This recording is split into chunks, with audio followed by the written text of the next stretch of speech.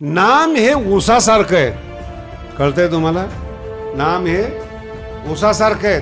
लावायचा ऊसच, येणार ऊसच, आणि फळ सुद्धा ऊसच, दुसरं काही नाही.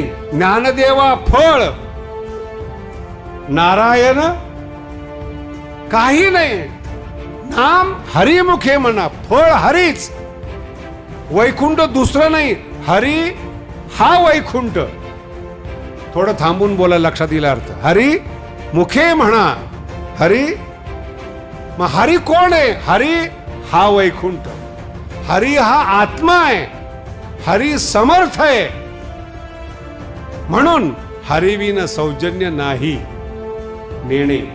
हरिविन, पण जर विचार केला तरच हरिपाठ. सारासार विचार काय ते? विचार करणं सुद्धा हरिपाठ आहे.